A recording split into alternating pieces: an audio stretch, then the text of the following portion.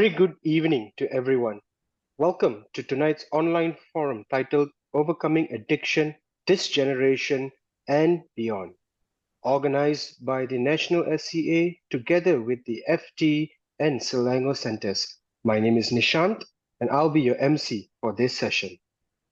Thank you for taking the time to join us for the important and timely discussion. Now, before we begin, let me go over a few simple house rules to ensure a smooth session. Please keep your phones on silent mode. If your camera is on, ensure there are no distractions. You may turn it off if preferred. Kindly stay muted throughout. If you have any questions, kindly type them in the chat box. A Q&A session will be held at the end of the forum. To kickstart this evening's forum, we would now like to invite Brother Bai, National Vice President for SCA, a business owner and advocate for environmental protection, to deliver his opening speech. Brother Bai, over to you.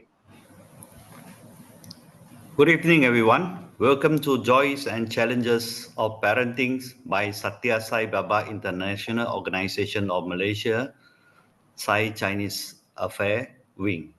We are thrilled to have our expert speakers here today. Let's dive right in and learn from each other. Thank you for joining us. 各位参与者，晚间好，欢迎来到萨蒂亚塞爸爸国际组织马来西亚分行中文组举办的青少年教育及行为管理的探讨会与分享会。我们非常高兴的今天能邀请到我们的专家发言人，让我们立刻开始互相学习。感谢大家的参与。Thank you, Brother Bai, for your welcoming address. With heartfelt gratitude and joy, we now would like to invite our moderator for the session, a remarkable individual whose journey beautifully reflects dedication, wisdom, and service. Sister Doreen Ong is a chartered accountant by qualification. Her professional journey began with two of the prestigious Big Four audit firms, during which time she also pursued her studies in IT and law, a testament to her drive and passion for continuous learning. She later joined a leading multinational in the advertising industry and furthered her expertise by attaining a diploma in international advertising. Her last professional designation was as the Director of Finance for an IT multinational company. Opting to take an early retirement, Sister Doreen redirected her time and energy into her own family business and, more importantly, into serving society. Her heart of service shines through her tireless efforts in supporting widows, single mothers, and their children, a cause which is very, very close to her heart. In the Sai organization, she has served in various leadership roles, including as the State Ladies Coordinator and the State Chinese Affairs Coordinator for Selangor. She also served as the Honorary Treasurer of our Satisai School and remains deeply involved in offering free online programs for children and parents. With such a rich tapestry of professional excellence and selfless service, it is our absolute honor to now invite Sister Doreen Ong to moderate our session. Over to you, Sister. Thank you very much, Nathan. I know you are very busy and we are very happy to have you as MC once again for this online session.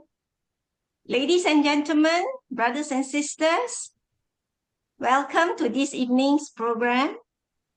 I'm delighted to see several of you here today. I know some could be trying to log in and trying to reach home to be here with us. Well, we pray that they will drive safely and be with us. So today, how did this topic come about?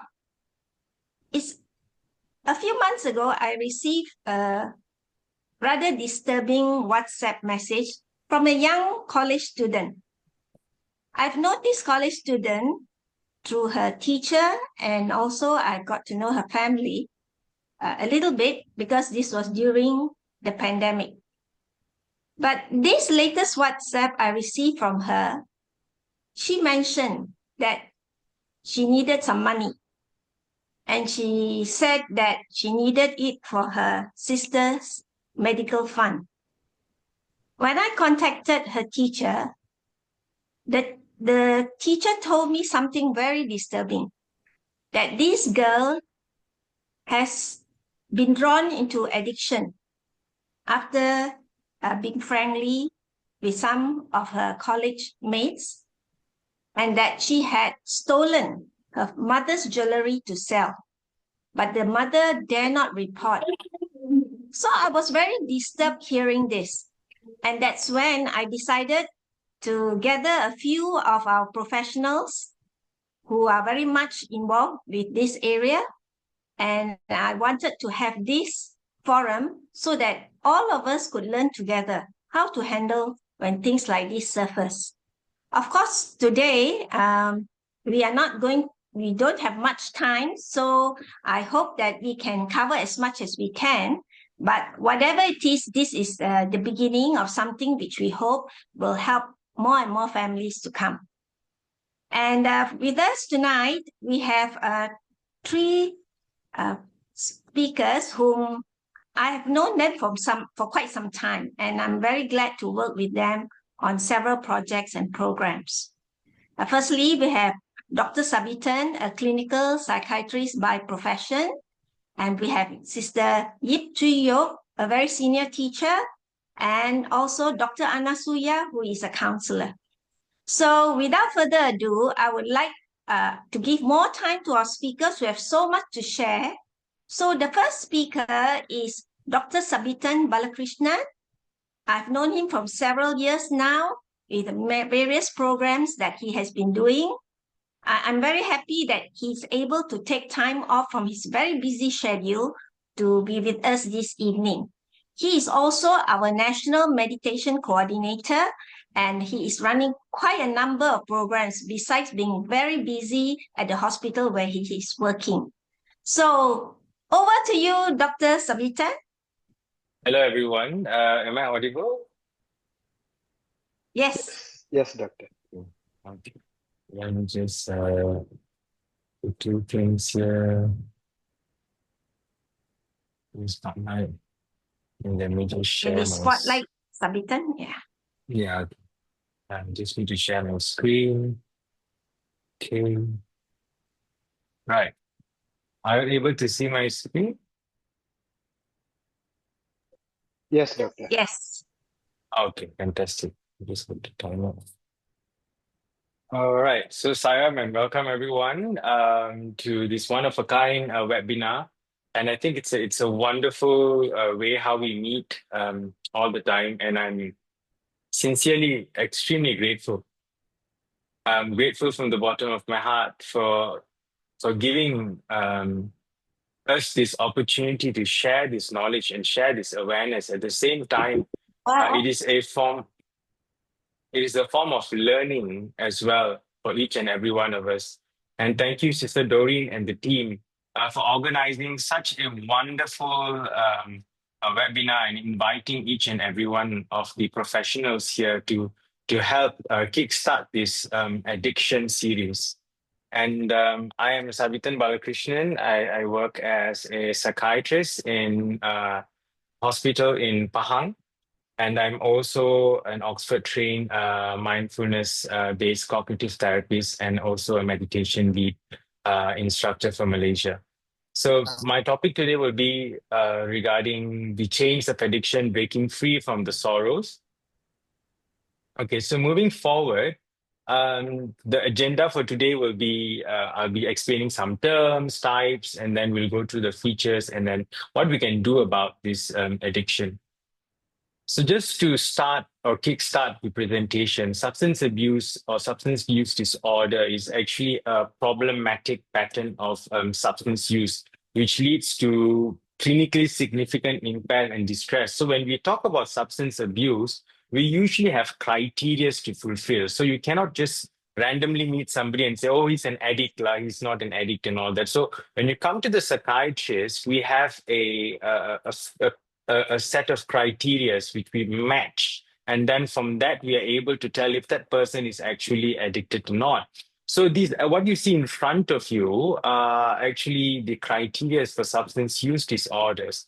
So usually they will present with cravings, as in they want to use it. And if they don't get it, they will start thinking of using it again. And it's actually, and you have to understand that this disorder is actually a disorder of the mind.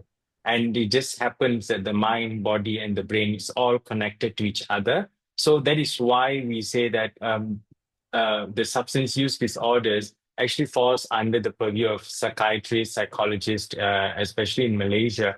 Though in different countries, we have addiction physicians who help with the medications and the biological aspects of it. Moving forward, some of them also have this tendency of wanting to stop, but they actually lose control. And they lose control not only in the addiction, but it tends to spread out to different aspects of their life as well. And that is when they start neglecting their personal self, they start neglecting their personal hygiene, functioning in work, and also their relationships, if they are married, their responsibility as a father, responsibility as a child to the parents. So they tend to move into a different world altogether, and then they let go of their responsibilities. And this can be a problem especially in our social the social community that we live in. And then despite knowing that, because they are stuck in that cycle of addiction, they continue to use it. And then though they know that it's actually causing problems in their relationship. Okay. So these are some of the symptoms that we need to know. And then some of it is, of course, the biological aspect where they need more and more amount of substances because the body naturally develops tolerance. Tolerance can be biological, psychological. So they develop tolerance to certain. So let's say maybe 0.1 mg of meth will get me high, and maybe in another 2 to 3 weeks or maybe a month or so, you might need 0.5 mg of meth to get me high to the same amount of high, so that your body actually develops tolerance not only to this substance, but every substance, even your cough mixture, your Panadol, your whatever you think, so your body just develops tolerance. So these are criteria. Okay, moving forward, we cannot cover all types of substances, but with the time restraint that I have, I will try to cover the significant ones and what I think is an issue in the current present reality that we are all living in the moment. If you look at this addiction tree, we have so many types of addiction.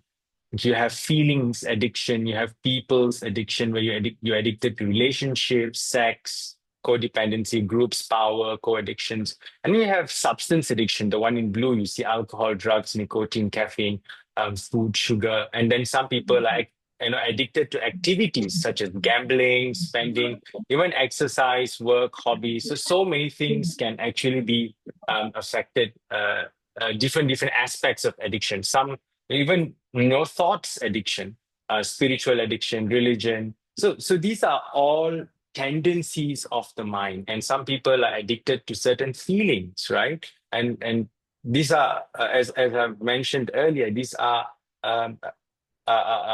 tendencies of the mind to be addicted to something. Okay, but we are here because we want to transcend this level and move beyond this stage, and raising our awareness and understanding where we lie and how we can come out from this addiction. Usually these addictions are very deeply rooted. Okay, most of them come from dysfunctional family, and I will share with you three of my own patients and how did they present it to me, and what did we do for them. Okay, so this is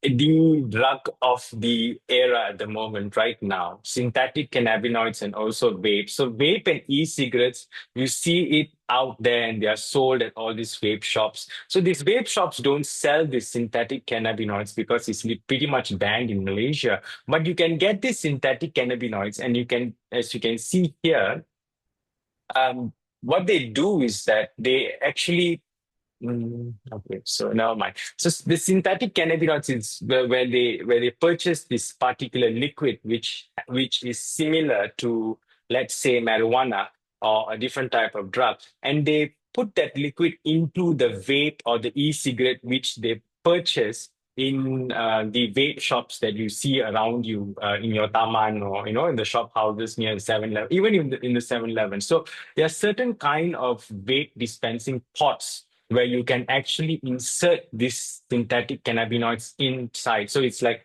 maybe 1 mil of synthetic cannabinoids and then 5 mil of normal vape flavor. So you dilute that 1 mil into the 5 mil, so you get a total of 6 mil, and then you're able to maybe smoke it up using your vaporizer, and nobody will know, and it will not even turn out positive if we ever do a drug test on you. So it's really dangerous. And if you look at the next slide here, you will notice that the synthetic cannabinoids can actually mimic the effect of the cannabis or marijuana itself. So it gives you very high blood pressure, your pupils are dilated, your bloodshot eye is really red, and sometimes, most of the time, they go into psychosis, and a lot of them have heart attacks as well.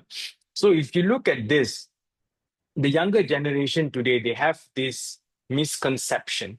They think that marijuana use actually helps especially psychiatric illness. I don't deny the fact that there are medical uses for marijuana.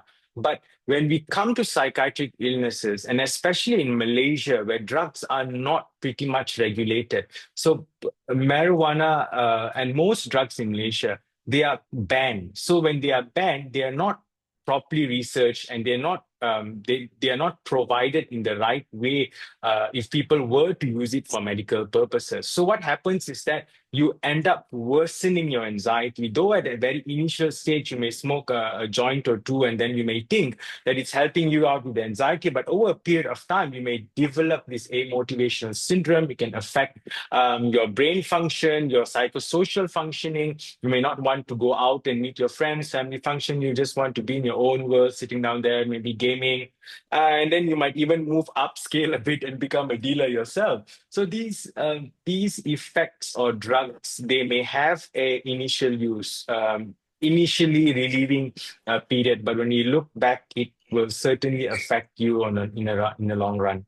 Okay, what I'm trying to say here is that it can worsen all psychiatric illnesses because the drugs that you take or the marijuana that you use, no matter it's ketum ke, original ke, whatever traditional ke, natural ke, no matter how much you argue, it is not regulated in Malaysia. So the content of THC and CBD in your marijuana, it's not regulated. So you may have the higher THC level, and this can actually worsen your psychiatric illness, a tendency of developing psychiatric illness as well. So these are the type of pots that you see here, where you can actually fill in the synthetic cannabinoids in the storage area here, and then mix it with some of the liquid from here, and then you can really get high. Okay, so now I'm going to share with you a story of Mr. Muhammad S. So Muhammad S is an 18-year-old boy who presented initially with psychosis, full-blown psychosis. We tried all kind of medications, came to the emergency department. He hit his mother, hit his father, and he was very aggressive. So he's the eldest son of a family of 6. The mother works in a cafeteria, father works as a contractor. So they have so many children to care for. So they couldn't actually focus on this child. And then ended up he started to mix with friends in the taman, and then they started to use this synthetic cannabinoids, as you can see here in the second picture. So he started to use something similar to this, and then they mix it, and then they just consume it with their friends. So it just started out as a social thing, and then eventually it developed out to a full-blown psychosis. And every time he would come into the hospital, he'd be very aggressive. We had to restrain him. We need to give him so many types of medications to calm him down. And then after a few times, it because addiction is a really, I would say it's if you can grade suffering, if there's a way to grade suffering, addiction is at the top because it really, really affects you. And there's not much help out there to help them come out from this. People stigmatize them, so they feel that they want to just internalize it and don't share it, and then they go back to the same behavior again. So this is the reason why um, Mr. Muhammad S here kept on coming back again and again and again to emergency until eventually he started off as a synthetic cannabinoids user, and then he developed schizophrenia, which is one of the chronic psychiatric illness because he was so regular, and then this predisposed him to develop schizophrenia. So when I saw him last, he no longer used these synthetic cannabinoids. He was completely free from it, but he had full-blown psychosis every time into relapse, and he even developed to treatment-resistant schizophrenia, where that's like the end spectrum of schizophrenia, the most one of the severe forms of psychiatric illness. Okay, so let's move forward. So then we move to alcohol and cannabis. So if you can see here, alcohol is one of the main types of substance use, especially when you're looking at a certain racial preference in Malaysia. So you see that the non-Muslims, specifically the Indians and the Chinese, they are more prone to developing alcohol use disorders. Very rarely you find Muslims who have alcohol use disorders. So let me explain to you what alcohol does. So it affects your heart, affects your brain, affects your liver, affects your kidney. So it really, really kills your organ. But Mr. JK here presented to my clinic. I can still remember very vividly. His eyes were yellow and he was very thin and he had a very bloated abdomen, and he came in with his mother. And he told me that he was a priest, a part-time priest working in a temple. And I got a shock of my life. I said, "You're a priest," but I didn't. Of course, I can't. I can't express in that way. But I was very welcoming. I allowed him to ventilate, and then he told me that certain forms of deities allowed certain form of alcoholic beverages being present and being offered in the temple. So the temple community was okay with probably drinking. So I think if you're Indian and if you're Hindu, you would actually know what deity are we talking about here. So he developed this alcoholism, and then subsequently he got addicted, and it went on to be a full-blown multi-organ failure for him. And he came right at the terminal stage, and we couldn't do anything much for him because his liver had failed. And then there were a lot of fluid collected in his stomach, as you can see here. And then we needed to drain the fluid out from his stomach because the liver had failed.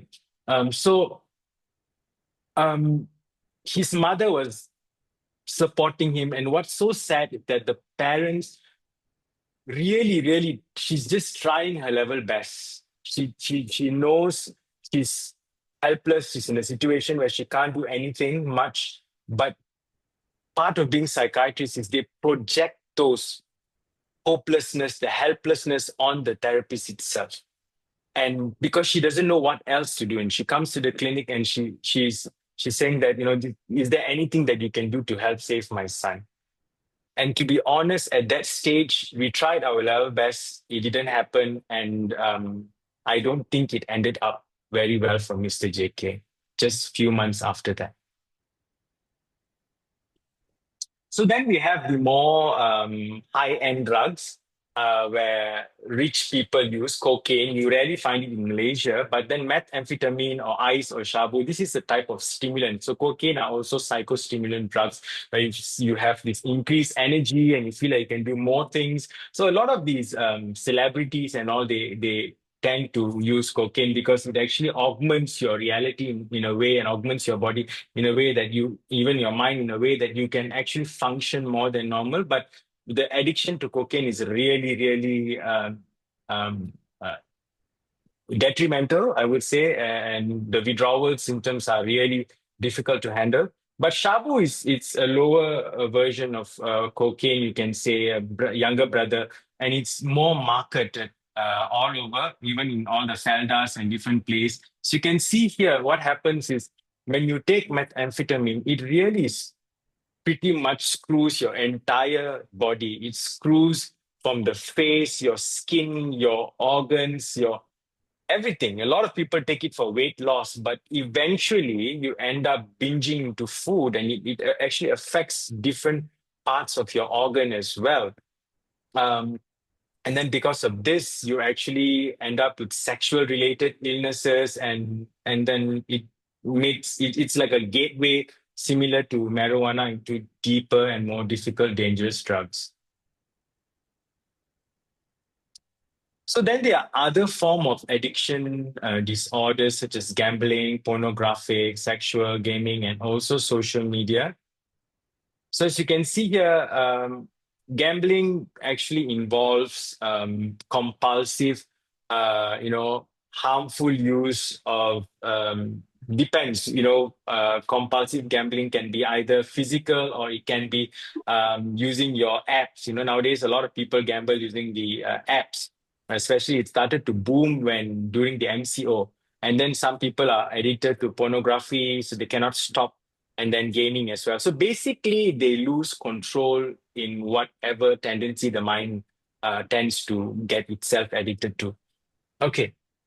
So similarly, when gambling addiction is more common in the Chinese community, I'm not sure why, don't ask me, but the patients that I've seen are all Chinese when it comes to the gambling addiction.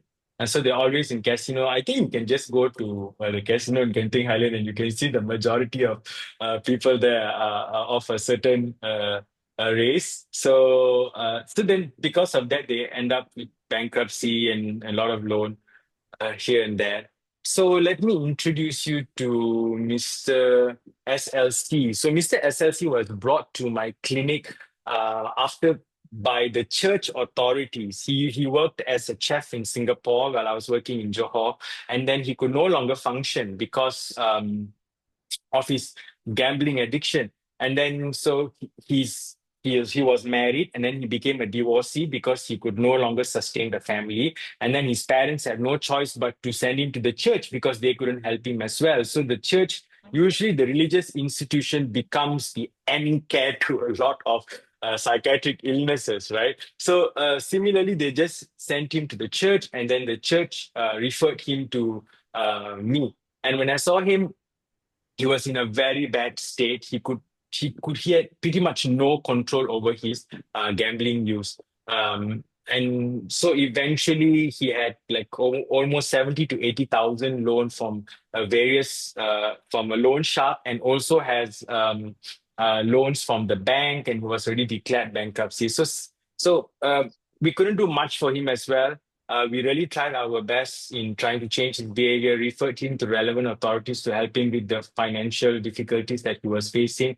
But somewhere down the line, I think the loan sharks caught to him and didn't turn out quite well as well for him.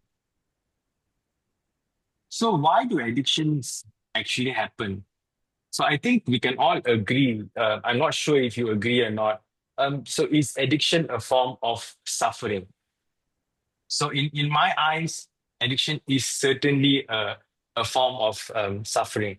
And moving forward, this is basically what continuous addiction. You usually have the emotional trigger, which causes the craving, and then you have a ritual, and then you keep on using it again, and then so the brain gets dependent, the mind gets dependent, and then eventually an addiction is formed. So it can be because of the stress around you and the stress within you as well. So you have extrinsic and also intrinsic reasons why you can be addicted. But either ways, there's always a solution to any form of addiction, any form of problem. What can you do about it? So the first thing is seek professional help. You have to get this in your mind. If you are an addict recovering, or if you know someone who is addicted in your family members, don't try to do this alone, because the chances are that you are going to fail, because you are not a professional. You will end up advising that person, oh, you shouldn't do this, you shouldn't do that. And that will actually push them away from you. And then they won't want to even talk to you or share with you regarding their addiction. Because as I mentioned earlier, the tendency of people stigmatizing this illness is very high. They already feel the high sense of stigma around. So they cannot talk to anyone, they cannot express to anyone. And then you are there acting like you want to solve their problem when they know deep within there's nothing much you can do to solve. Maybe you are the cause of their addiction without you even knowing that. So we have to be mindful. So seek professional help, seek a third person who is professionally trained to handle addiction. So get a therapist. First thing, get a therapist. And then if you are going through addiction, learn how to manage your stress. Build a strong support network. You need friends who can really help you out during this difficult part of your life. And when you come out from this, you come out really pure and you come out very strong. I think there's a very famous song, what doesn't kill you makes you stronger. So if you come out from this, you're really strong and your sense of control is really great and you become really successful in your life. So you develop healthy coping mechanisms. And how can you do that? By actually exercising regularly, having an attitude which is positive, such as gratitude, having a good sleep habit, and also dietary modifications which actually enhance your lifestyle. And then further, you want to avoid known triggers. If you know certain friends are going to take it, just delete everybody's number from your phone, change your own set, move to a different state. You have to learn to care for yourself. It is your own shame, your own guilt, which is actually perpetuating your addiction. So you need to really go within yourself. The solution is not outside. The solution is within. You need to find out why the addiction is going on. So you need to treat other mental health issues as well. As I've mentioned earlier, Mr. SYC, the one with the gambling issue, he actually had OCD as an underlying illness. So we treated the OCD, he got better, but somewhere down the line, he stopped taking his medications, he got into a relapse, and the loan shark got hold of him. Then we didn't hear of him after that. So plan for high-risk situation. If you cannot avoid it, try your level best to try to modify your environment. So again, in the SSIOM, we have this program called DARTS, where we go to universities and also colleges. There's one ongoing in college community in Temerloh, which will start in October, where we focus on how the target audiences are students in the colleges, because they are the one prone to start using drugs, alcohol, involving in relationship issues, unnecessary wastage of time, and also smoking. So we have a structured program where we teach them on how they can manage their time and their lifestyle. So I just like to take the last few moments here to emphasize on lifestyle modification. Due to the time constraint today, I cannot focus a lot on lifestyle modification. And if you really want to know lifestyle modification, how we can work to get out from this problem and how we can change our own genes, right? So please scan this QR code here, and this will direct you to an international webinar organized by SSIO in collaboration with these universities, in University of George Washington University Institute of Spirituality and Health. And this will be an international webinar where we will teach you how human values can actually guide your lifestyle choices. And as you can see here, almost all of the speakers here are international. They are all from the United States, I think, except for myself. So please don't waste this opportunity. It's a free webinar and you will know more about lifestyle modification. If you ever need help, don't forget this crisis intervention helpline 15551 4 times 5. Okay, anytime they are on from 8 a.m. to 12 night midnight. So that's it from me. Thank you so much, Sister Doreen. I hope I didn't take too much of your time. If you have any questions, I will attend to them at the end. Okay, thank you, sir. So our next speaker is someone who is very senior in education. She retired as a secondary school teacher. I've known her for many years now, and she is really committed into helping the young. And she has done so much in the area of human values education. And also she is not only a great teacher, but she's a great mother, a wonderful grandmother, and she has 4 grandchildren and 3 grown-up children. So, Sister Yip, are you ready to share? Okay. Yes. Okay, over to you, Sister Yip. Yeah. Thank you, Sister Doreen. Let me just share my slides first, yeah? About this? Okay. Yes, now Yeah. fine. Thank you. Okay. 大家晚上好。Now I'm asked to speak in Mandarin 啊。OK， 大家晚上好。很高兴能参与今晚的线上分享会，与大家分享现代育儿，我们如何引导孩子面对挑战，然后如何培养坚强和有韧性的孩子。那在今日的社会里，我们都知道啊，孩子面临越来越多的压力，来自学业、社交媒体、朋友关系，甚至是同伴压力和其他各种诱惑，比如电子烟、香烟、酒和赌博等等。所以作为父母，我们总会担忧孩子在面对压力时能否做出正确的选择。作为一位老师，我也见过哪怕是个聪明的孩子，在面对诱惑时也能迷失方向。现代育儿不仅仅是抚养孩子，而且是帮助他们做好准备，面对一个充满挑战的社会。我们的目标不是帮助孩子逃避挑战，而是培育他们如何应对挑战。那么他们应该如何应对挑战呢？那第一，我们要培养孩子的韧性。那韧性是指应对挑战、适应变化，并从困难中恢复的能力。所以为什么韧性很重要？那因为有韧性的孩子能在挫折后继续前进，而不会轻易的放弃。那人生不会是一帆风顺的，生活充满起伏，学会应对至关重要。那么如何能够培养孩子的韧性呢？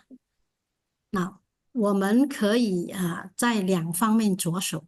第一，我们要教孩子如何面对失败，我们也要教孩子如何学习自己解决问题。那许多孩子都害怕失败，因为他们觉得这意味着自己不够好。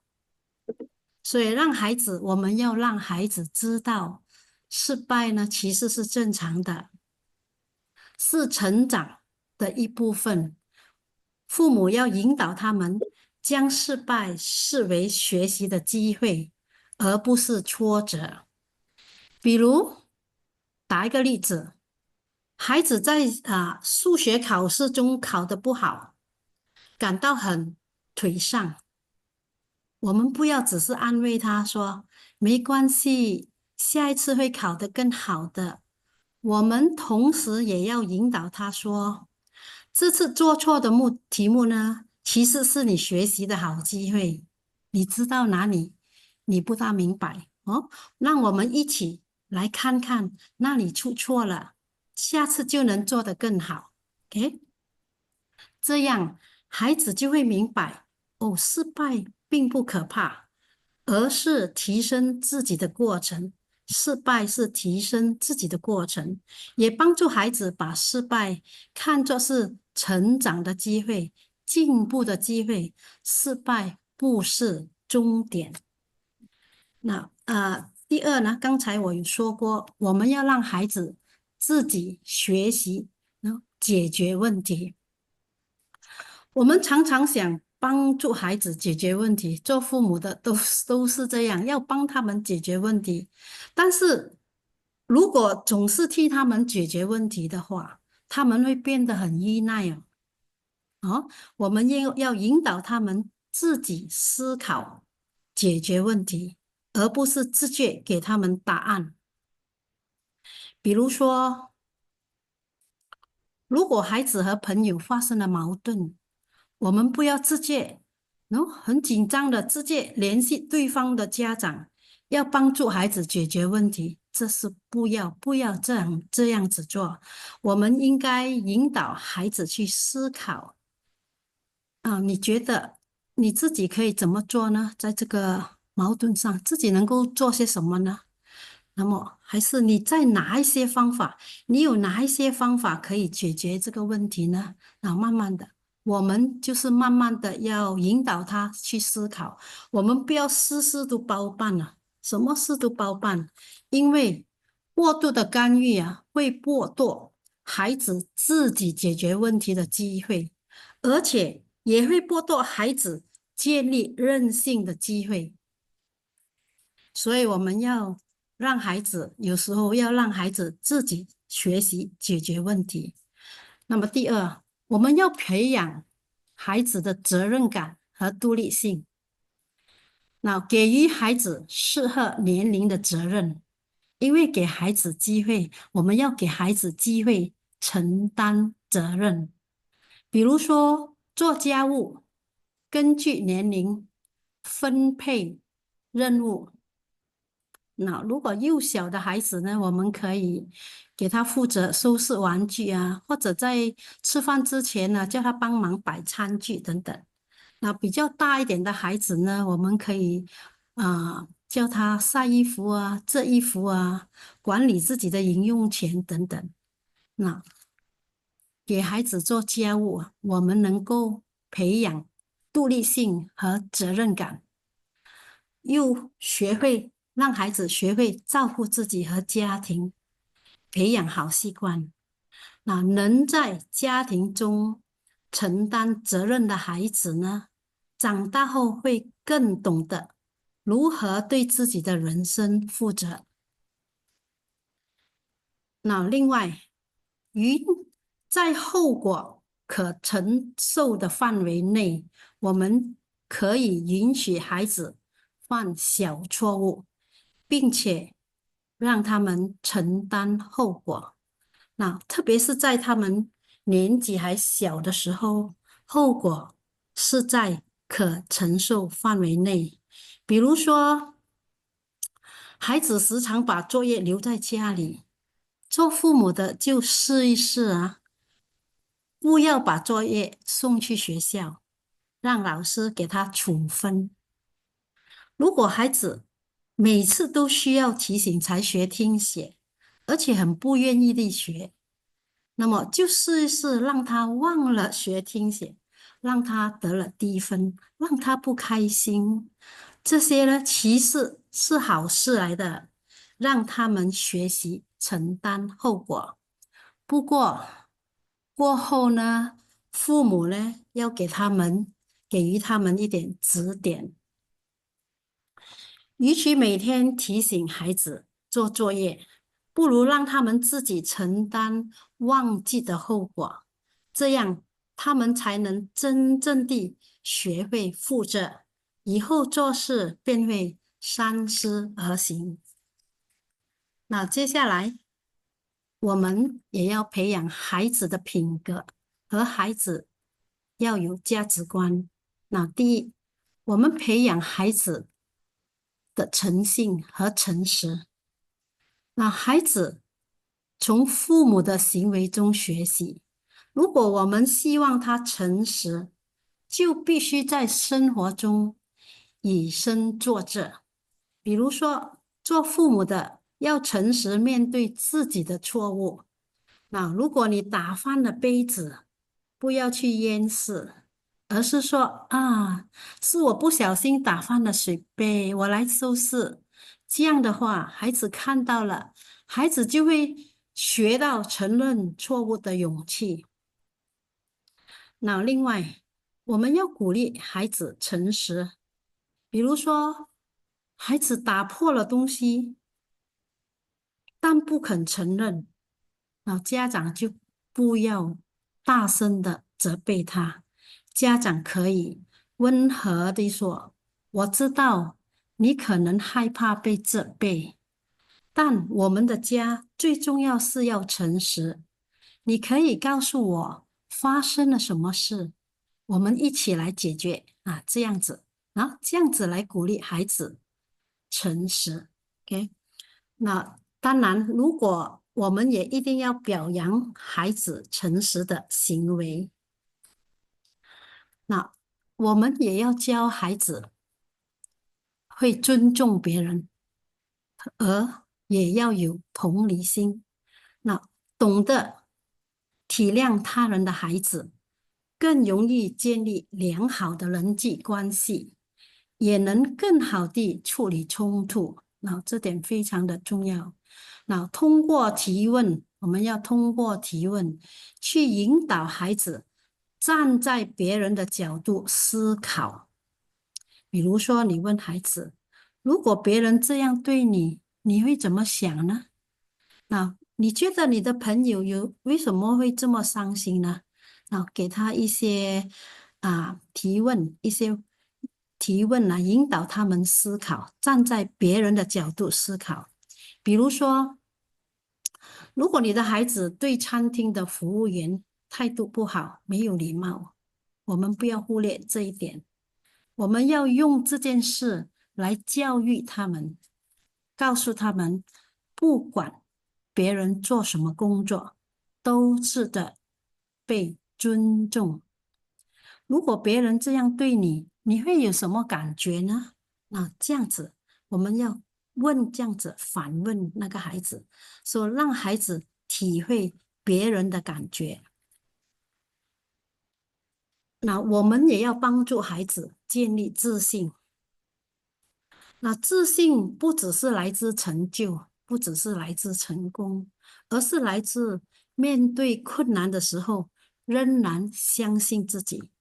那我们不仅仅要表扬孩子的成功、孩子的成果、孩子的成就，我们要夸奖孩子的努力过程。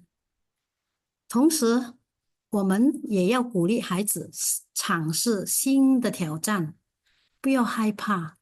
比如说，孩子害怕在班上发言，那么你可以用小小的步骤，慢慢的指导他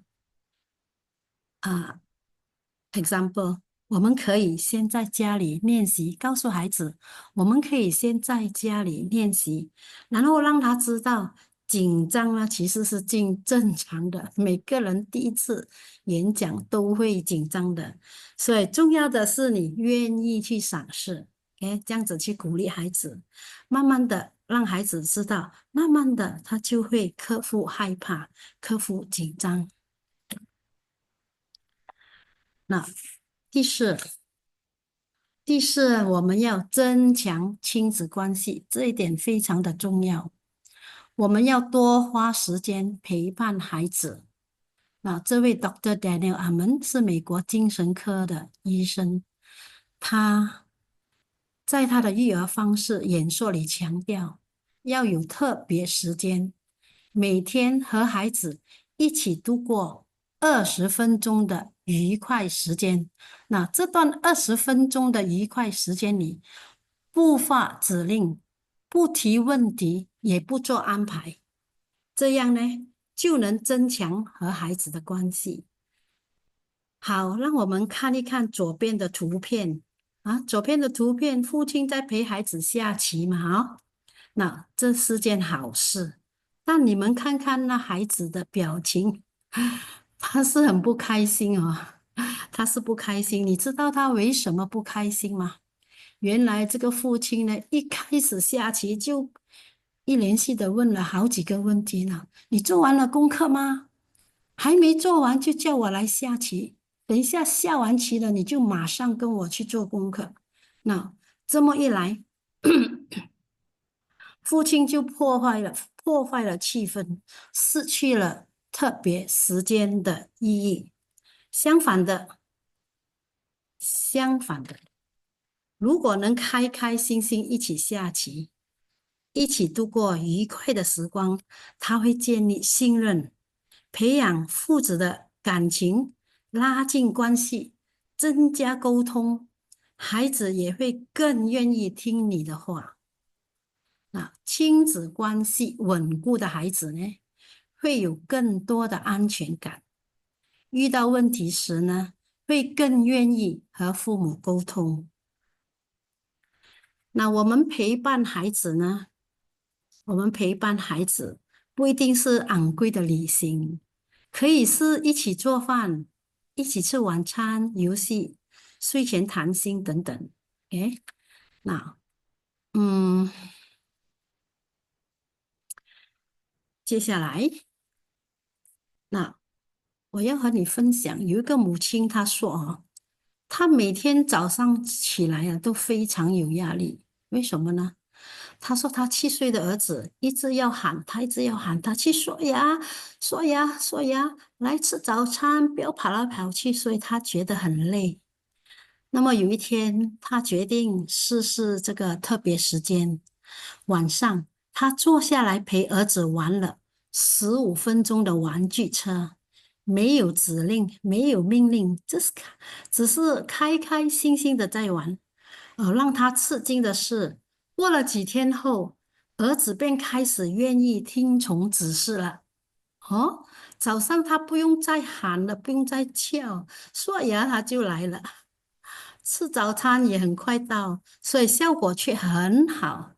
原来孩子在感觉到跟父母连接的时候，感觉到跟父母联系的时候 ，connected 的时候，自然他们会愿意和父母合作。那这展示了小小的变化，带来大大的不同，诶，证明了20分钟特别时间的效力。Excuse me 其实呢，无论孩子是几岁，无论孩子是哪一个阶段，是幼稚园学生呢、小学生呢、中学生呢、大学生呢，甚至是30-40岁的孩子呢，都需要时间来建立、来加强关系。夫妻间也是一样。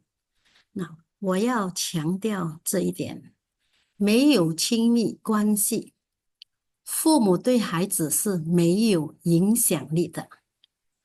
孩子如果感受到与父母的亲密联系，感受到父母的爱和关心，他们就不会太容易在错误的地方寻找安慰。那接下来，除了给予特别时间来建立或者加强这个亲子关系，用心倾听孩子说话也同样的重要。那很多时候呢，父母并没有倾听，而且是不等孩子说完，马上就给回应了。我们看一下右边的图片。那这个孩子呢，告诉他的母亲，他说：“对不起，我不喜欢数学，妈妈，数学很难。”他说了这么一句，妈妈就马上给他回应，而且带着生气的口吻说：“一定是你在上课时没有好好的听课，你要用心听课，不会就要问老师。”还要多练习，还要每天练习。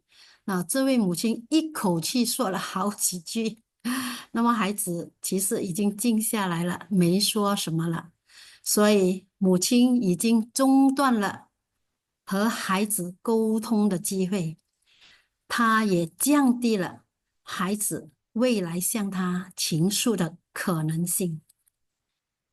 所以这是不好的呀。那这样，我们要怎么样去用心倾听呢？其实有3个步骤呀。第一，你要重复你所听到的话，然后第二，你保持安静。第三呢，你要倾听言语背后的情感。那就好像说刚才这位孩子妈妈，我再重复一次妈妈，我不喜欢数学了，数学很难。那么做母亲的听了过，就要重复他所听到的，所以就讲哦，你不喜欢数学，数学很难，然后就保持安静，然后孩子肯定会说。不过我的朋友的数学很好。哦，你的朋友的数学很好，妈妈这样子重复。孩子继续说，他说他有去补习，而且补习老师很好，我也想去补习。所以妈妈说，妈妈重复，哦，你也想去补习，那我们看怎么样安排你去补习。这个是一个例子就这样，我们就能够鼓励增进和孩子沟通。嗯，这样那有一位父亲呢，跟他的朋友抱怨道，有一位父亲，他说我的中学女儿很少跟我说话了。朋友问他，他和你说话的时候，你是怎么回应他的？他说，我会马上告诉他应该怎样做，或者我会解释给他听为什么他做错了。哦，朋友告诉他，你不妨试一试另外一种方法，你先倾听，先听，然后点头，点头，然后重复你所听到的话，然后什么都不要说，听，你就会了解他要告诉你什么，然后你才慢慢的指导他。哦，他回去呢就试了这个方法，结果不到1个星期，他很开心了。他说他的女儿已经开始主动和他沟通了，是这么开心的一回事。所以呢，当孩子感觉到自己被听到和理解时，他们呢会更愿意与你交流。好，当今的育儿充满挑战，但父母不断学习和精进，可以带来深远的影响。每一分投在孩子成长中的努力都是值得的。我见过一些朋友的家庭，因为疏忽了培养孩子，没有时间去培养孩子。孩子长大后，受到朋友的影响，喝酒、中酒毒、吸烟、赌博，样样都来，使父母伤心、忧心和痛心。所以说，什么是我们做父母的能给孩子最好的礼物呢？我们能给孩子什么最好的礼物呢？那其实最好的礼物就是培育他们成为一个自信、负责任、有韧性的人。为什么呢？因为当孩子成长为坚韧、有爱心、品格端正的成年人时，他将会为父母带来喜悦、安宁和满足。好，谢谢大家 ，Thank you。Thank you very much, Sister Yip. We learned so much today because it's not easy to bring up a child, and both parents must work at it. And in today's world, most of us do not have many children, maybe 1, 2, or 3 at the most. And it's so sad when they don't, come up as a happy, healthy human being and end up being, it's just so painful for a parent when the child is not happy and healthy. Yeah. Okay. So with that, thank you. And we move on to our next speaker. Our next speaker is someone that I've known for over 35 years. I know her family members, and she has always been, how do I say, I've always admired how she has blossomed into someone whom she is today. And we are very proud of her. She's now an associate professor and also dean of the Faculty of Psychology at the University of Cyberjaya. She has so much to share. So without further ado, over to you, Dr. Anasuya. Thank you very much. Thank you. All right. So I like the slides, please. Okay. So I'm going to talk about identifying teen addictions and looking at, what can parents do to identify teens. Now, just now we talked quite a bit about being in your family together, and Sister Yip was talking about, family spending time together.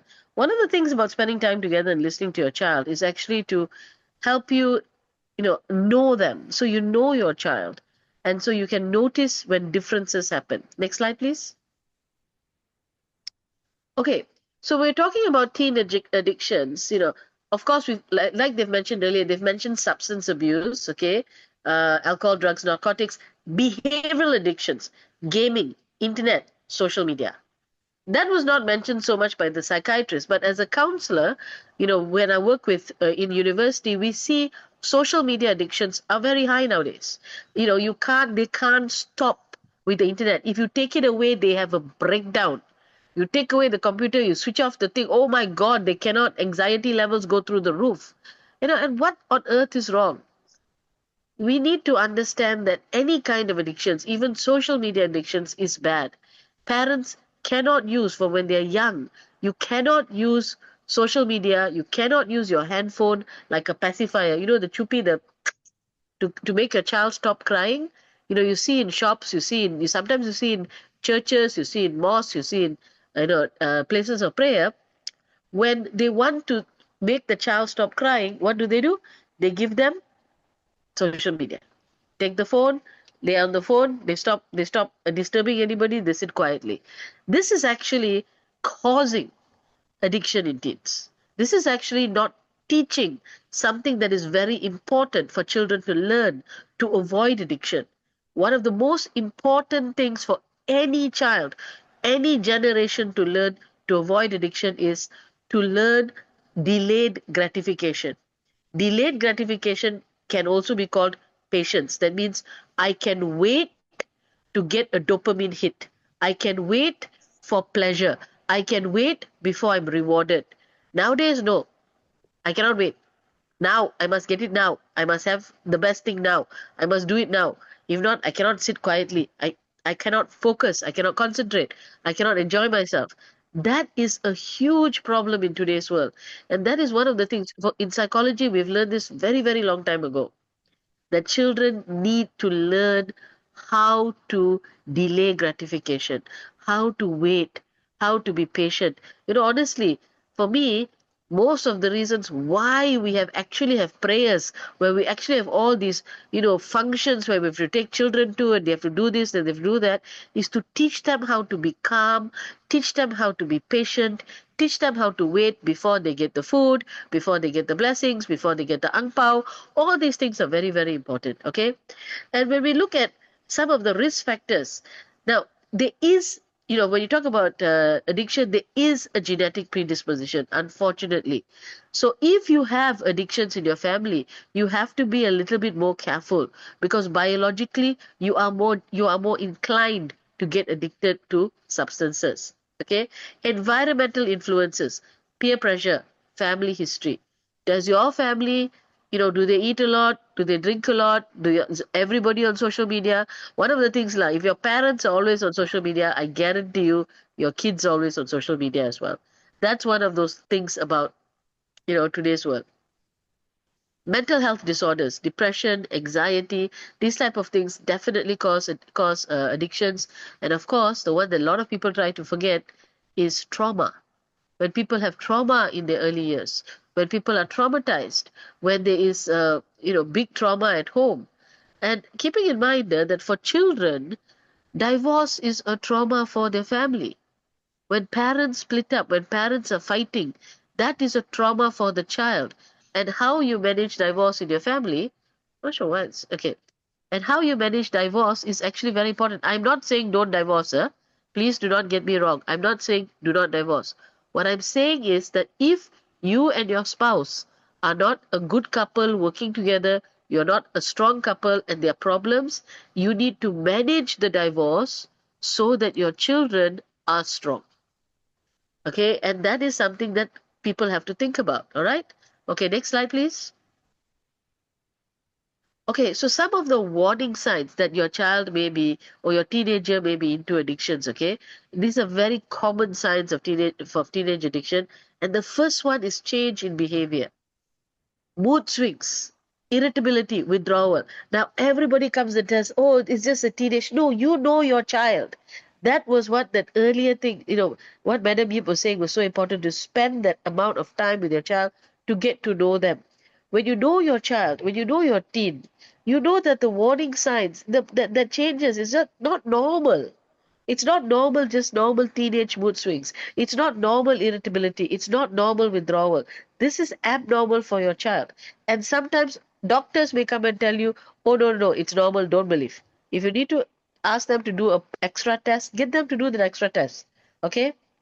So there is, you really need to know your child to be able to identify it. And honest to God, changes in behavior is the first one that you can see if you know your child well. Okay, especially when a child is very bubbly, very talkative, suddenly they're very quiet. Or, very good, but now they're very quiet. Please don't think like that. It's not good. It's never good. It can be a sign of many things, including they're being abused, they're being bullied, but another sign is also addiction. All right. Decline in academic performance. Now, when any child becomes addicted, one of the first things is decline in academic performance. Gaming. When the child has worked so hard, so you let them buy a gaming system, and then they start gaming, and then their academic performance declines. Let me give you all a little secret. Never let your child buy their gaming system. You can let them buy games, but you must buy the gaming system. Why? So that you can take it away when they're too naughty, when they're not doing what they're doing. You have control. You can say, this is the family's, it belongs to me. But when you let your child buy the gaming system, nowadays children are like this. They put their money, they bought it, so it's theirs. They don't want to share. They can use it whenever they want, and you're going to get into trouble. So what you do, instead of asking your child to buy the gaming system, it helps you control their gaming behaviors, is you buy the gaming system for them. Let them save money to buy games that they want to play, but please, you buy it and then you control it. So they know that it belongs to you. Okay? Changes in social circles. Now, this one is something that you need to monitor when there is a change in, like, new schools, new environments. Who are their friends? When suddenly their friend group changes, that's something you need to look out for. You need to go and check, why is the friend group changing? What is this new group? What is the drive of this new group? Where are we looking at? Those type of things, okay? Physical symptoms, fatigue, changes in sleep and appetite. No, just now Dr. Samidan was talking about sleeping properly, having the proper appetite. All of that is critical to ensure that, they're okay. You need to know whether your kids are sleeping. You need to know what time they wake up. What are they eating? What kind of food are they eating? Then you'll know whether they are. And the biggest one, of course, is suddenly secretive behavior. Please, if you are allowing your child to be on social media, you need to know how to use social media. You need to understand what's on the phone. You need to understand how the phone works. And if the child is doing secretive behaviors, if they're doing You know, last time they let you see, now suddenly they want to block you, this and that. Maybe you want to check it out, see what else is wrong. You know, few of these symptoms together can really cause, you know, a lot of issues in that. So if you can see here, another one people also say is change in experience, in appearance, from being very well dressed. Suddenly they're no longer well dressed. Weight, high gains in weight, low gains in weight, you know, sudden loss of weight, high gains in weight. All of this is actually very good signs that something is going wrong.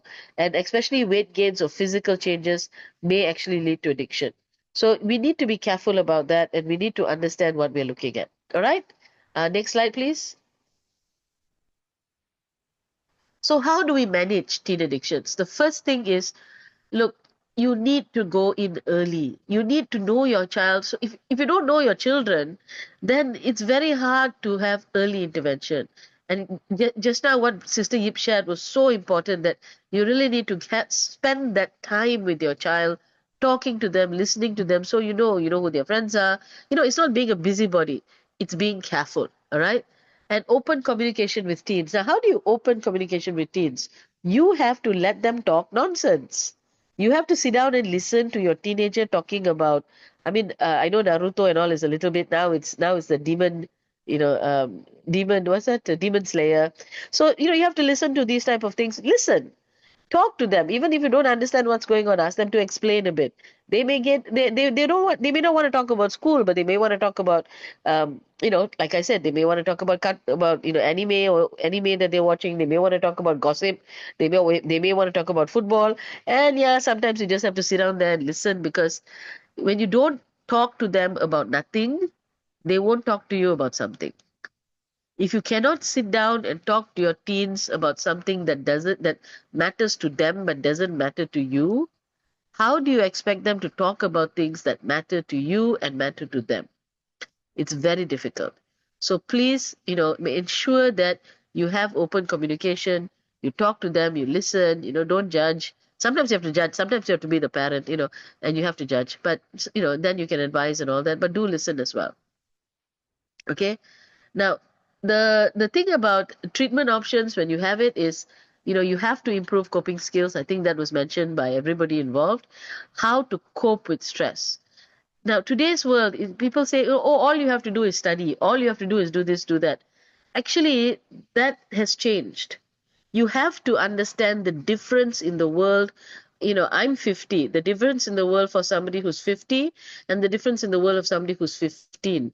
When we were 50, our world was, when we were teenagers, our world was school, cousins, family, and that's it. You know your cousins, you know your school, you know your family. Maybe you have church or temple and the friends in the church and temple. It's all quite controlled.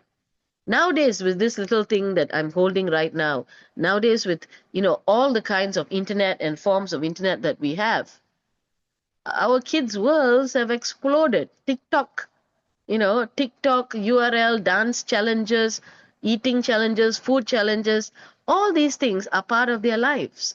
We have given them the tool that can send, this small little tool that we have has more computing capability than the first rockets that were sent to the moon.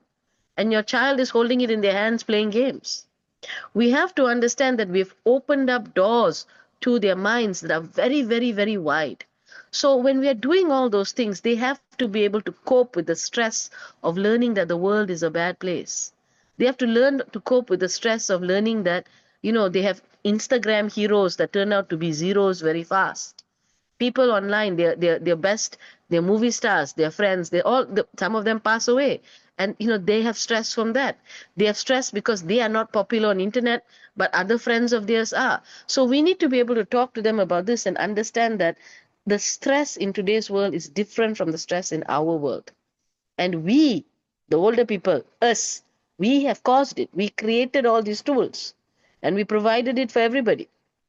And now we have to learn how to manage it along with our kids. And we have to teach them how to manage with and without the phone. So no phone weekends, where you all go on a holiday, take away the phone, go to a place where you have no internet. All this is part of learning how to cope with the world in different ways. Support systems and skill development. Yes, we talked about therapy. If it does come and there is addiction, please don't be scared to go and get a counselor. School counselors, up and down, some school counselors are better than others. If you can't go to the school counselor, every university will have a counseling center. You can send your child to counseling centers in universities where you can get decent counseling at lower prices for your child. Or churches, some churches have, some organizations run counseling, and also you can also pay, of course, if you can afford it, and get some more serious counseling if that's what's needed. But don't be scared about counseling. Don't be scared about going for individual family therapy. All right. Rehabilitation, if there is addiction, then of course you need a rehabilitation program, and there are some good rehabilitation programs in Malaysia. Eve Center does a few. There are some in KL, there are some in Sabah, there are some in Thailand as well, where things get a bit more interesting. There's a lot of support groups out there for parents as well as for children, and there are medications associated with treatment, which Dr. Sabidan mentioned earlier. But more importantly, I want to talk about the role of parents and guardians. Now, as much as nowadays there's this thing about I want to be my child's friend.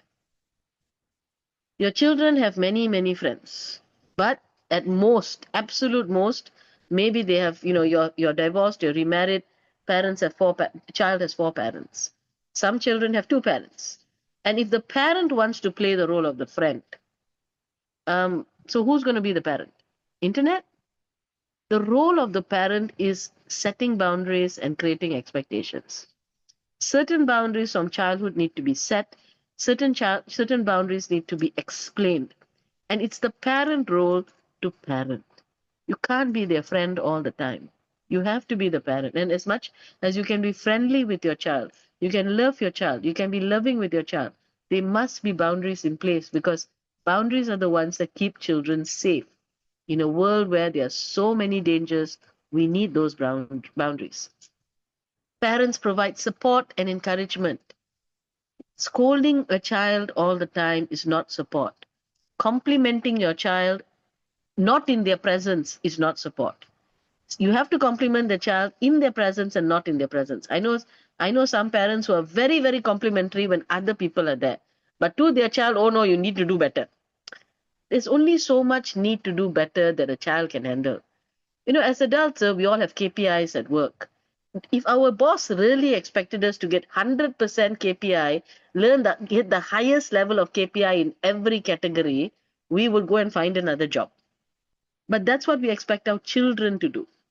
Okay? We expect our children to get 100% in every category in their life and somehow manage their life. That's not fair on the children. So when we're looking at our child, please understand that some children can score at school. Some can't score in all subjects. So we support them, we listen to them, encourage them to do better. But don't come down on them so hard that they break, all right? Or they go towards addiction. And like I said, seek professional help.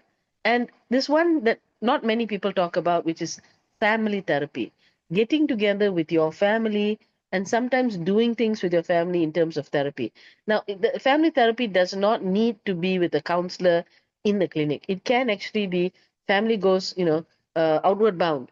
You can do things like in a family, go and do leadership things together, go and do holiday camps together where you don't have so many other distractions, but do things together with your children, laugh with them, grow with them. All right. Next slide, please. Okay. Distress tolerance skills. Now, this is very important for teenagers to actually learn to be able to tolerate distress. Things go wrong. You are able to manage so that you are not needing an addiction. You don't need a drink. You don't need to take a substance to calm down, to manage your distress. So the first thing is, can they relax? Why people learn meditation, why people learn prayer, is because when we learn meditation, when we learn prayer, when we learn any kind of activity that forces us to calm our mind, to calm ourselves, we're actually using imagery to take control of our emotions and manage. And this is a real skill that we are losing as everybody turns to the phone, as everybody turns to the internet. You lose the ability to calm yourself by yourself. And this is why I personally think, regardless of what religion you're from, how important the skills of prayer is. And yes, I'm saying skills of prayer, because what are the skills induced with prayer? When you pray, you imagine, you think of light, or you think of God, or think of whatever, you think of the moon, or the sun, or whatever, and you calm yourself down. This is something that is important for children to learn from young. All right. Meaning, how to create meaning when somebody passes away.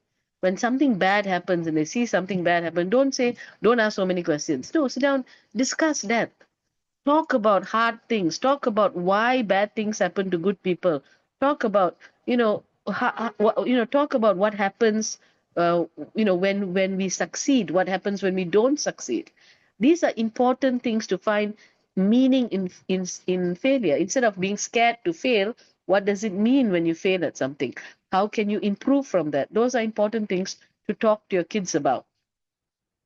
Okay, prayer. Now, prayer, I mean, we are coming to a session where it is run a little bit by people with prayer, but any kind of prayer to connect means that in my mind, I'm connecting with a higher source. And that helps us don't feel alone. That helps us feel that we are supported, that there's someone who's listening, somebody who cares for us. Okay. And relaxation, of course, with any teenager is helpful. Sometimes you just need to relax with your teen, kick back, buy some Coke, buy some pizza, sit down, have a chit chat, laugh with them. Make sure you laugh. Okay? Make sure you laugh with your kids, because world can be a very hard place without laughter. All right? Next slide, please. So that's a little bit on distress tolerance. Okay, and also you have got, one thing in the moment. Practice, we talk about mindfulness.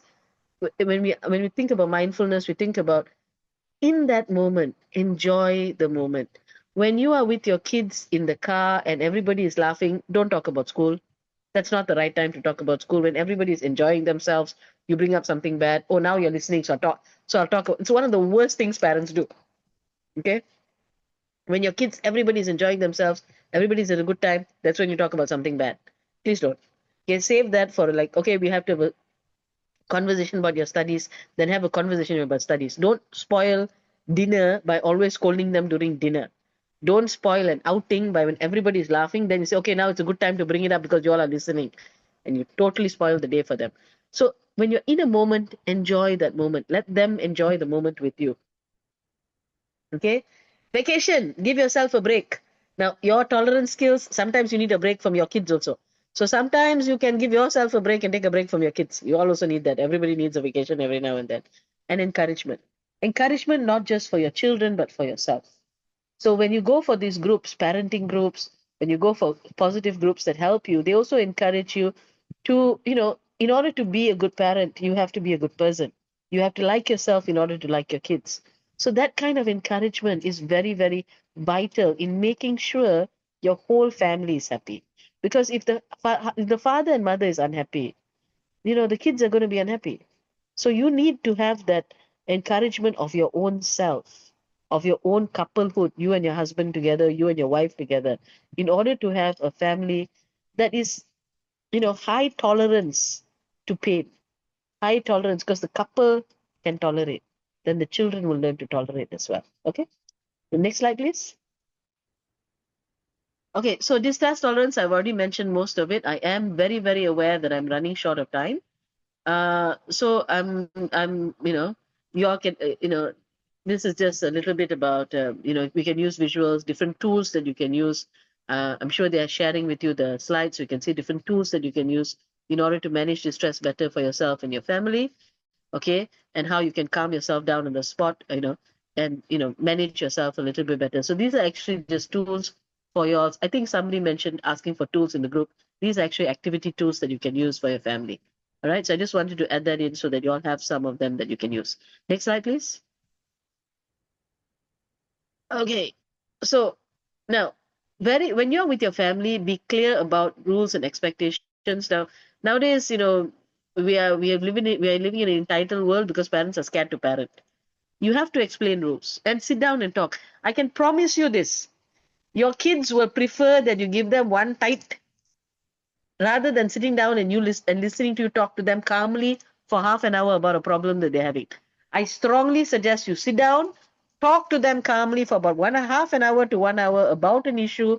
Talk about pros, cons, this, that, this, that. They will not forget that. They don't want to repeat that. It's a beautiful way of communicating a problem, getting different solutions, thinking of different ways to manage it. Ask them for ways to manage it. Talk to them for ways of managing it. It's a very good way to set expectations and rules, and also a little bit of discouragement for future wanting those type of conversations with you, because a 1 hour conversation with your parent is not something the children enjoy, especially when the topic is about a certain behavior pattern or behavior. All right. I totally encourage it. I do that. I do that with my foster kids every now and then, and they don't like it, and then it does reduce the behavior quite a bit. Okay, the easier the rules are and the more consistent you are, the easier it is for the children to meet your expectation. Don't have very complicated rules. Don't have very overtly complicated, overly demanding rules. Keep it straightforward and keep it consistent. If you have one rule for child A, the same rule must be for child B and child C. You cannot be, you cannot have golden children. If you have golden children, please don't expect, the children to not have problems. The children are going to have problems, okay? You cannot have favorite children. You have to have similar treatment for all your children. One of the best ways to make sure one of your kids gets into addiction is to have a favorite child, because then the other children feel left out. Okay, follow a predictable routine. You have consistency. If you tell your child, okay, every week at this time we're going here, every week you're going there, you also must be consistent. You can't always be late. Okay, remind, please. You must keep reminding you. They will forget. They will actively forget. They will passively forget. You have to keep reminding them to, in order, that you have to be happy, you have to do this, you have to do that. Yes, you get tired of saying it, they get tired of listening, it doesn't matter. Still say it, because unfortunately, somehow or another, God decided that one of the ways to teach a child is saying things over and over again 1,000 times, and they still won't listen. But we have to keep saying, because suddenly when they are parents, that's when you will hear it again. When you are the grandparent and they are parents, suddenly all the things that you used to say will come back. So they did remember. It did go in, but it just takes many years for it to mature. Okay, so very sorry, but that's something that we have to do. Next slide. Okay, and so fostering healthy coping, some of the basics of it. Okay, use positive reinforcement, increases the likelihood that a child will repeat a desired behavior. Always follow through. If you tell somebody you're going to punish them, they have to be punished. If they've done something wrong, they need to be punished. Some form of punishment must be given. If you've promised them something, follow through with your promise. Model positive behavior and healthy coping. If you do not put down the phone, don't expect your kids to put down the phone. All right. Caregivers can seek further support through programs such as positive parenting, positive programming, cope with burnt out programs for parents with children with mental health. Support groups can be found in community education groups. Now, if you have a child with a mental health issue, you need more support. And having a child with a mental health issue means that the level of support you need is much higher, and the level of understanding you need is much higher. Please don't go and get advice from people who have never had the kind of stress that you go through by having a child with mental health support, and expecting somebody who has a perfectly, physically normal, mental health normal child to be able to give you the kind of support that you need. So you might need to find groups, and now you can find them online. There's so many groups online that will give you that kind of support, that will have parents who have got children with your issue as well. And it's really important that you as the parent get the support, because ultimately you are the hinge that holds the family together. Both parents are the hinges that hold the children together. All right. Next slide, please. And that's all for me. Thank you very much. That's my phone number there for if anybody would like to keep in contact. All right. Thank you very much for listening. I hope I did not say anything that if you found too distressing, and thank you very much. Sarah. Now, any one of you who would like to ask, you could also on your camera and identify yourself. If you prefer to type in your question into the chat group, chat box, please do it so. and Gu now, and then I will get our speakers to answer your questions. Now, I understand there's someone who wanted to ask a question. How can parents balance setting firm boundaries while also fostering open communication and trust with their children, especially teenagers?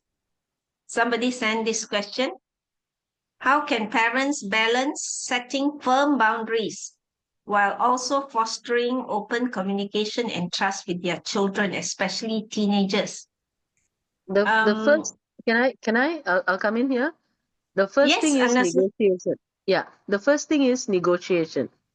When you have a boundary, once you hit a certain age, once they hit that, you must have had boundaries from the time they were younger. You can't have boundaries all of a sudden. So they're used to Yeah. boundaries.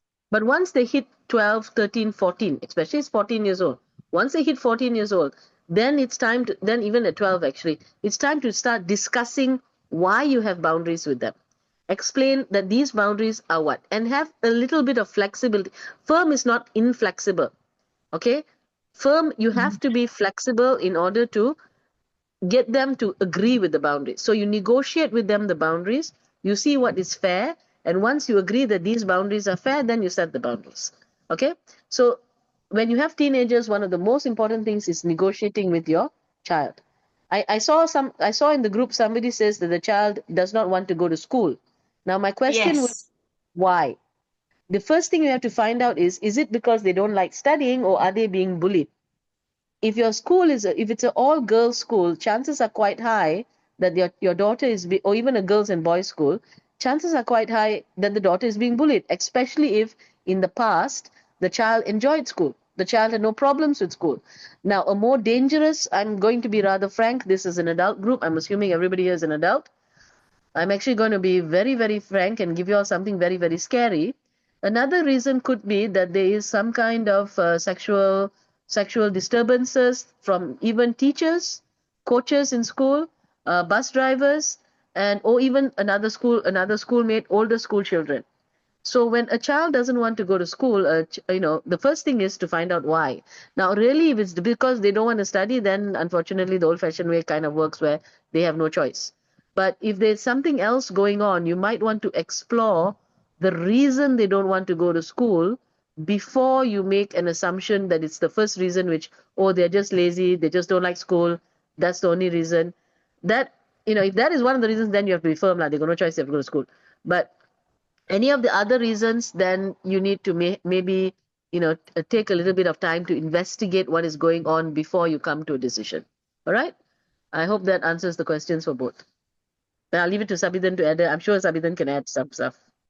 Yeah, I completely agree with Professor Anusia, because what Akash said was really true. So far, I've seen, I don't know, hundreds of school refusals, and every single one of them had reasons. It's just that how good you are how well you are as a therapist, or how well you are as a parent, to find out the reason. Most of the time, it's because you have been dismissive in the past, so they feel like no point talking to you. You're going to judge them, or maybe the shame that, they internalize that shame, the guilt. Usually children like to internalize, I'm the one at fault, I'm the one. So that could be another reason. So many reasons. But the good thing is, always seek professional help if you cannot handle it. And then we will help you to handle this issue. Okay. Thank you. Now, another question that I received, is there something termed as alcohol tolerance in our DNA? Sister Doreen, you can read both the questions. I think it's connected. There's I can another answer. question. If addiction runs in families, does that mean some people are biologically destined to struggle with it? Or can lifestyle and environment override genetic predisposition? Okay. So first, two questions. First is alcohol. So yes, there are certain genes which actually predispose to alcohol tolerance, but they are not. There's no a single gene which does that. There are multiple genes. So look at genes as like switches in your body, where you can turn on certain things will turn on for you like at an earlier age compared to other people because of your family history and, just as the second question, predetermined, as in your parents have addiction genes, so it came together with you. So somewhere down the line, the scientists have found out that these genes help to express certain behaviors when it's turned on, when you click that switch. So similarly, there are ways to off that switch.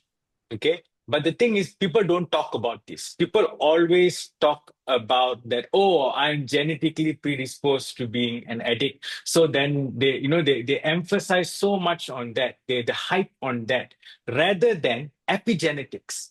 So there's a whole new studies on how your lifestyle choices can actually modify your genes. So in a sense, you say that you let's say your switches were on when you were born, your lifestyle changes at the present moment, as Anusaka said just now. At the present moment, what are you doing to stop it?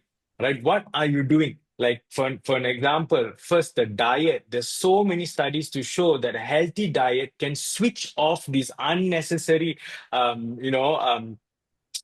genes which express and predispose you to addiction. Number two, your sleep. If you have higher sleep, you have stress level. If your sleep is better, your stress level reduces. Stress level reduces, cortisol level, a certain hormone reduces in your body, and because of that, you are less prone to develop addictive disorders. And also exercise. There's so many evidences outside. And finally, attitude. Scientific evidences have shown that gratitude can actually reduce your stress, and that will actually help to reduce your addictive tendencies as well.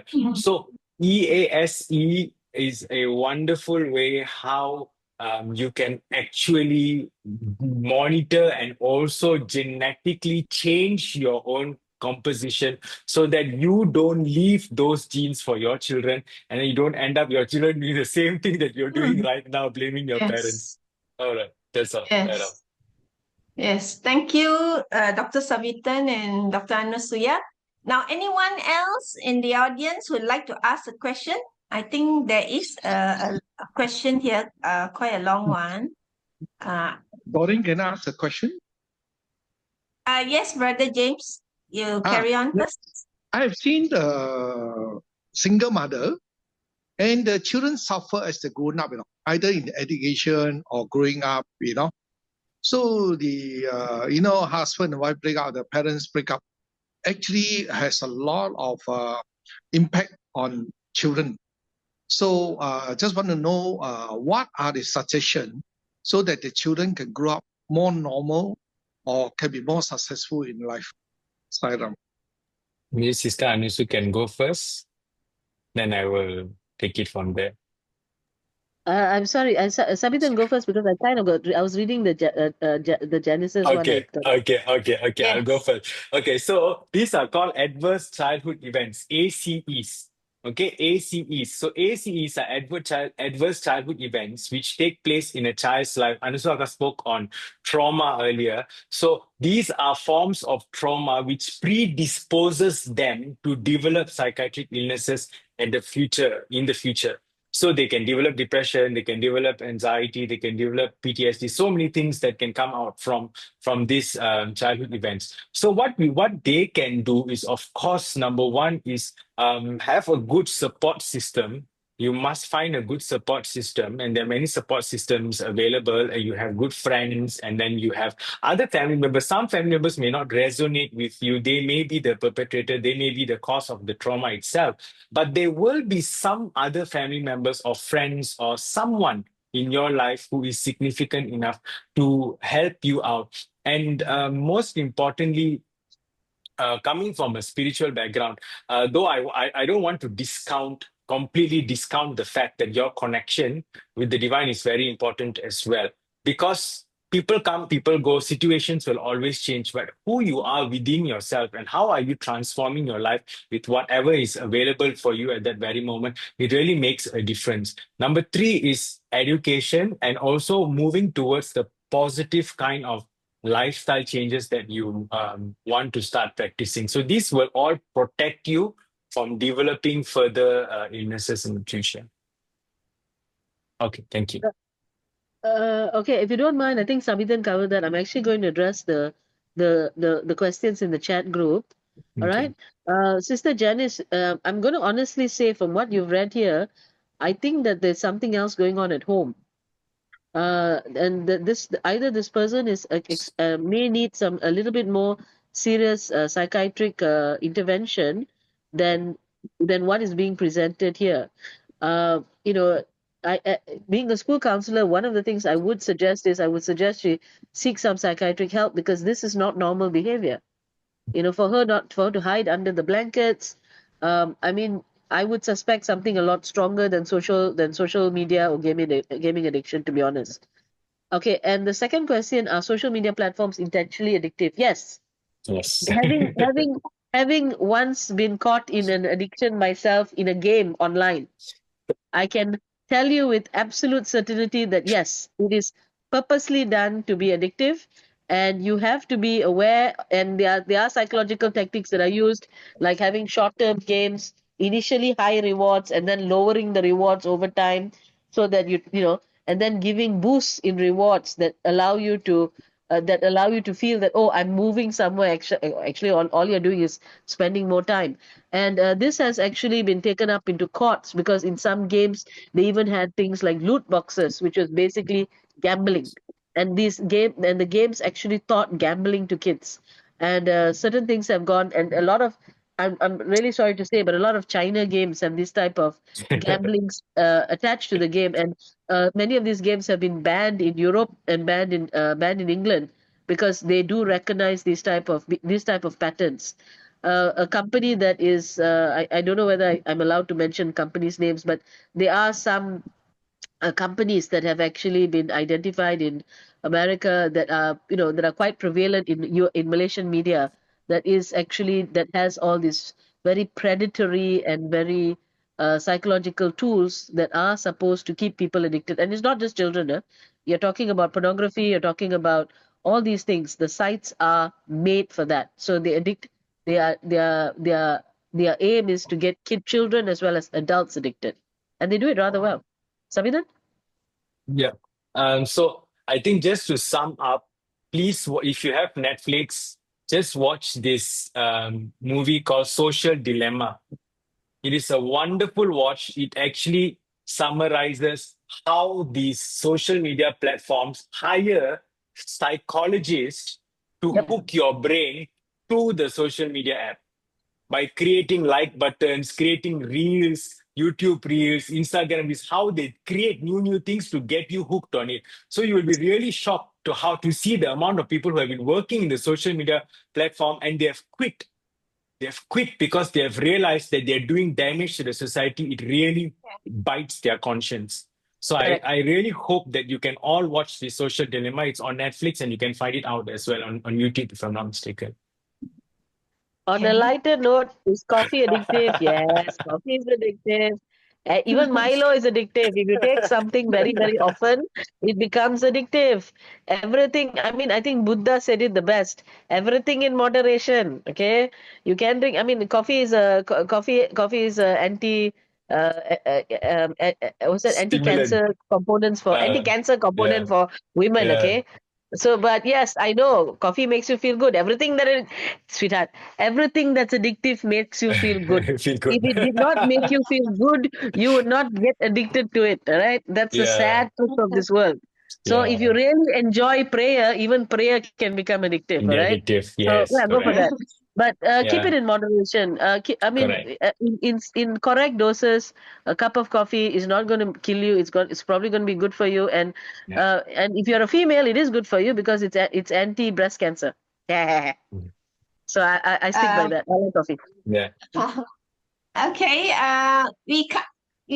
Time is running out. We have one last question. Now, anyone want to ask one last question? Or shall I pose this question? Anyone? Okay, I have one last question here. What is the most important thing that a parent with adult children Adult or teen? Adult. in handling their relationship matters besides non-interference in their personal relationship in order to maintain cordiality. That means what can they? Yeah, can I rephrase it? Yeah, I don't understand the question. Can you rephrase? What is the okay? I read out. What is the Mm. most important thing that a parent with adult children, or how can a parent with adult children handle the relationship so that there's no interference in either party's life? Give up notions of control. Yeah. No, Very, no, very give up easy, very notions of easy answer. Very Okay. easy answer. Give up the Yeah, illusion of control. Whether you are a yeah, when it parent comes, or a child, Yeah. as soon as you hit a certain age, even with the Yeah. child, this one goes back to our own health. I'm going to say this after children hit a certain age, even when the children say it is your fault, it's not true. yeah, It is the child is now an adult, it is their fault. There is only one person that all of us can control to as long as we are mentally healthy, and that is ourselves. We cannot control our kids, we cannot control our spouse, we can't sometimes we can't even control ourselves. But the minimum one that we can control is try to control yourself. If you want a good relationship with other people, just find that inner self, control yourself and manage your reactions, and then you kind of get a better outcome. And if you can't, and if you accept that you cannot control other people, then life becomes very happy, because I cannot control you, I'm not responsible for your behavior, I don't have to worry, God bless you, enjoy yourself. Okay, I will Yeah. do my own thing. Sometimes that's all you can do. Sabidan? Yeah. okay. Just adding on to what Professor Anusoka said just now, very simple. I noticed that if you don't have an open mind, and if you have a lot of notions within yourself, you're going to end up not only burdening yourself, but that Okay. burden is going to be on your child as well. Especially if your child comes out to you saying that he's from a certain sexual orientation or particular gender, which they're having some role confusion within themselves. So if they're struggling with their identities and sexual orientation, especially, the moment you start to judge them, that is when it Yeah. really cuts you off from Okay. them. Yes. There Yes. have been some people asking about positive addictions. Let me explain something about addictions where mental health professionals need to be involved in. Yeah. The point where a mental health professional needs to come in for addictions is when the addiction is stopping normal behavior, when it's stopping behaviors that is required for normal living. Like a person needs to look after their kids, they need to look after themselves, they need to look after their home. So if somebody is doing all this, and then you have all these weird addictions on TV, and you get some people who think that they're in love with their dolls and all that, as long as they're TV. taking care of themselves, we won't get involved. Psychologists, we won't get involved. It's only when they're unable to function, that is when then it's when Yeah. professionals need to get involved. So just Yeah. now, when you're asking about positive addictions, if the positive addictions have not become negative, that means there are no negative repercussions of their behavior, then God bless, do whatever you like. That's your life. I can't control your life. So when Yeah. we're talking about people who are having positive addictions, the question is, now, is their positive addiction stopping them from functioning? Yeah. Then maybe they might need help. Correct. But Yeah. short of that, let people be happy that if they are enjoying themselves, they're doing their work, and they have their best addiction is 24/7. They're going for marathon. You run one marathon, it's 3 hours a day. They're running 3 hours a day. I mean, as long as they're physically healthy, they're okay. They're taking care of Fine. their legs. They're eating properly. They're sleeping well. By all means, continue running. Okay, you can't pay me to do that, but some people enjoy it. Yeah. So just to add on to Adam's question, I think um Anuswaka just summed it up very well. If going to bhajans and thinking about Swami affects your functioning, then there's something wrong with it. But if it doesn't affect your functioning, it helps you cope with life better. When a challenge comes, you're able to cross that challenge and move on faster than others. Wake up whenever life pushes you down, then it is no wrong at all going for bhajans and practicing that as well. So, and one more Thank thing you. just to add on is always remember that you are not capable of being addicted. It is the mind which gets addicted to something. So separate yourself from that. The moment you view addiction as a disease of the mind, you realize that you are beyond the mind. And that is where spirituality comes in, and that is where you need to, work on yourself. But if you are so convinced that you are an addict, then the chances are that you're going to remain addict. But if you realize that this is the disease of my mind, what can I do to change my mind? How can I improve? How can I work with my mind in a more positive way, in a more healthy way? And then you will start to distance yourself from that addiction. We must all remember you have a sickness. You are not the sickness. You have Right. a problem. You are not the problem. You have a situation. You're not the situation. We are not limited to a single definition of what we are. Our definition as a human being is far more complex, far more deep, far more layered than the simple things that social media that everybody wants to give us. So if we can understand that we are beings that are not just limited to one description, it takes us very far. All right. So thank you. I think our time Yes. is really running out now. Yeah, I think time is up. Thank you very much to all our speakers, Dr. Sabitan, Dr. Anasuya, and also Sister Yip. And I'm just very happy that we are able to have this program today. And we will do the record. We have been doing the recording. We will share with those also who are attending or attended halfway, and also with those who could not make it for whatever reason. Yeah, so now over to you, our MC Nation. Thank you. Thank you. A very big thank you once again to our esteemed panel of speakers and moderator. As we come to the close of today's inspiring session, we now invite Brother Vijin, our Selangor State Coordinator, to share his thoughts and reflections as we wrap up this evening. Brother Vijin, over to you. Salam, brothers and sisters. Thank you very much, Brother Nation. It was a wonderful session shared by our respective speaker today. As a parent, I thought I know the best parenting skill. However, today's session was an eye-opener. A lot of things, we think that we know our kids very well. However, a lot of things that we should look in a different perspective. Swami have said, the home is the temple where a child is nurtured into truth, righteousness, love, and peace. As a parents, we are the first teacher guiding our children with our action, words, and value. It is through our example that they learn kindness, resilience, and integrity.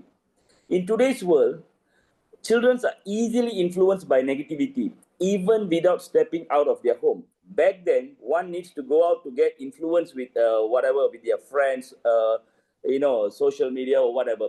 But today, in their very own home, they can get exposed to all these things. And how do we curb this? Parents need to understand their children. Children might be an angel in front of them. The most feared is when the child is quiet, quiet, very obedient. So you don't know what is running behind their mind. So it is our role as a parents to be both firm in setting out boundaries, but compassionate enough to create a space where our children feel safe to share their thoughts and emotion with us. Sometimes when children open up to the parents, immediately you try to guide them, or you try to warn them, saying that what you're doing is not right and things like that. But this will give them the fear to open up to you, to open and share their thoughts with you. There is no universal method of parenting, as each child is unique. As a parents, we must stay alert to their behavior. Even in my own experience raising a set of twins, I have a set of twins, I have realized that what works for one doesn't work for the other. The greatest challenge is creating an environment where they feel comfortable enough to share openly with me. If we react negatively when they confess to us, then we risk pushing them away to seek guidance elsewhere. That's the biggest fear, getting guidance elsewhere from the wrong sources. Instead, let's strive to be their safe space, guiding them whenever they stray. I hope today's session has provided a valuable insight into the challenges you might face and how to navigate them with wisdom and love. A sincere thank to our esteemed speakers. I think seriously, Dr. Sabitan, Dr. Anusha, it was really an insight and eye-opener for me, and I believe for everyone as well. And a special thanks to Brother Billy, Brother Bai, Sister Doreen, Sister Susila, and our entire SEA team for organizing such insightful session today. Hopefully we can have more session, maybe part 1, part 2, we can have more session. And thank you very much to all who have stayed back. It is already 10 p.m. Thank you very much and have a wonderful evening. Thank you, Sairam. Thank you, Brother Vijay, for that heartfelt closing message. To everyone who joined us today, our deepest gratitude to you for your time, attention, and presence. We truly appreciate your participation. Have a restful night and take care. Thank you, Shaira. Thank you. Thank you, everyone. Thank you. Good night. Organizing team, please stay back. Speakers, please stay back.